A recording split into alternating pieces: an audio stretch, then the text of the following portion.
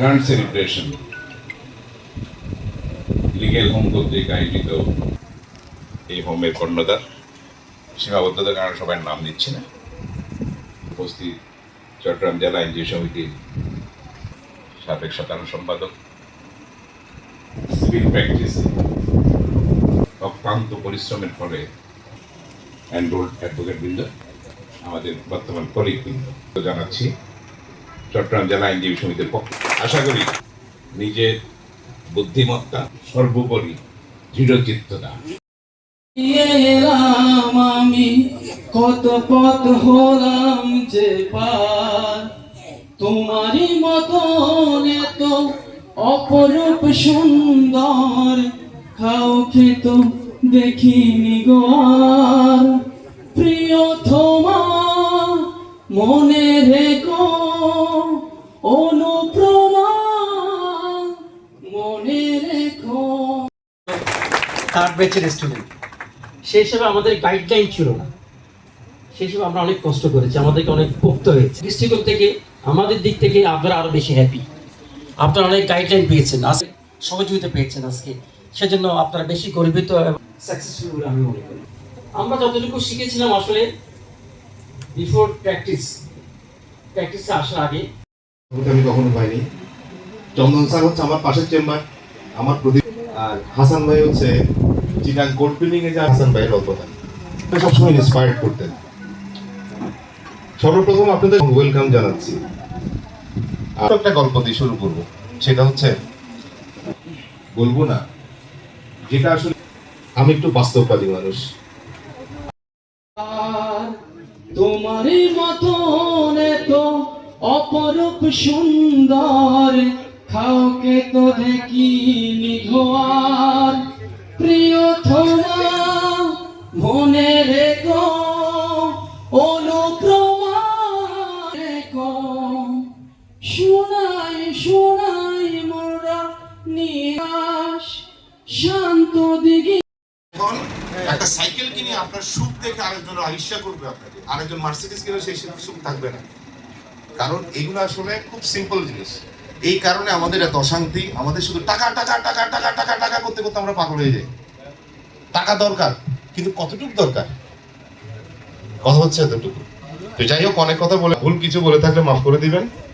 আর সফলতাটা হচ্ছে এই যে সফলতা, আমার আজকে সফলতা আমি বলি,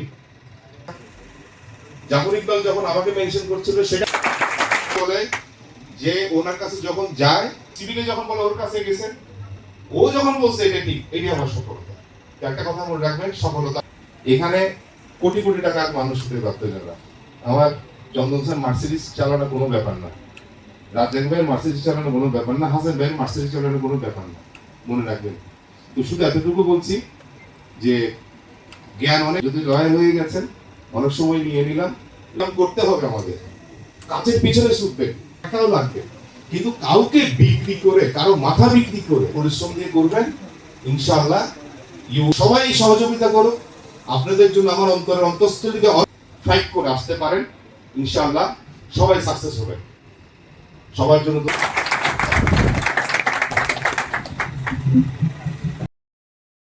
যে 1 কোটি টাকারও মাথার চাপ নিয়ে পরীক্ষা দিয়েছি আমি, সেই মুস্তাফিজুর রহমান, যে সিলেটের যে আমার মন, কিন্তু আমি লন্ডন যাইনি, আমার হাত ধরে অনেক মানুষ লন্ডন গিয়েছে, কিন্তু আমি যাইনি। কিন্তু এই বুক চাপা নিয়ে আমি অনেকজনের কাছে হাসির কুড়া হয়েছি যে আমি বুকা, যে যার কারণে লন্ডন যাইনি। একমাত্র সাইমন স্যার আমাকে দিয়েছেন। সাইমন স্যার এই যে কোন জায়গা থেকে কি ধরনের প্রশ্ন করবে বোঝাটাই তাদের কাছে অনেক একটা বড় ধরনের চ্যালেঞ্জ।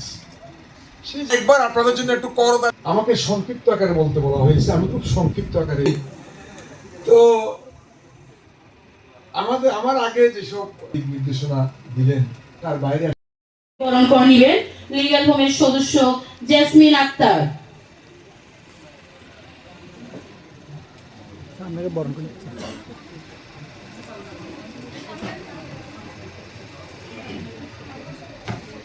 লিগ্যাল হোমের সদস্য জেসমিন আক্তার। শব্দ নয়। ধনী নয়, এখানে উঠে নয় কোনো চলচাতুর্যের পর। অ্যাডভোকেট তানভীর আসসালামাইকুম, আমি তানভীর মোহাম্মদ তামিম, আমার বাড়ি কক্সবাজার, আমি সাউদার্ন ইউনিভার্সিটির স্টুডেন্ট। আজকে লিগেল হোম কর্তৃক আয়োজিত সংবর্ধনা অনুষ্ঠানে সবাইকে আমার ব্যক্তিগত পক্ষ থেকে জানাই সালাম এবং শুভেচ্ছা। 3 দিন ক্লাস করার পর পলিটিক্যাল হবে পেয়েছি এবং স্যার বলে আজ এই প্রাপ্তি। ونورا هدى ونور يهدي الذين أسلموا كتاب الله কিছু কথা শেয়ার করেছি। আজকে লিগ্যাল হোম পত্রিকা আয়োজিত সম্মানিত